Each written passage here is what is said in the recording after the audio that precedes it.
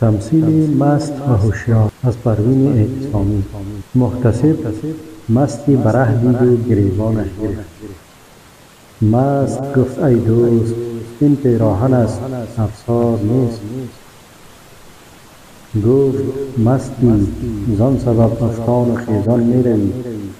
گفت جرمی راه رفتن نیست، راه هموار نیست. گفت می باید تو را تا خانه قاضی برم. گفت رو صبحای، قاضی نیمه شب بیدار نیست. گفت نزدیک است والی را سرای، آنجا شویم. گفت والی از کجا در خانه خمار نیست. گفت تا داروغه را گوییم در مسجد بخواب. گفت مسجد خوابگاه مردم بدکار نیست. گفت دیناری بده پنهان و خود را وارهان. گفت کار شرع کار درهم و دینار نیست. گفت از بحر غرامت جامعت بیرون کنم.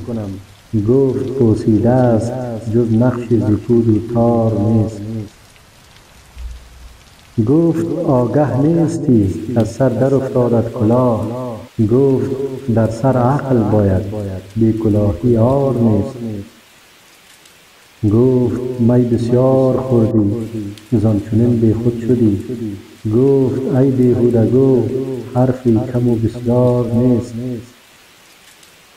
گفت باید حد زنند هوشیار مردم مست را. گفت هوشیاری بیار، اینجا کس هوشیار نیست.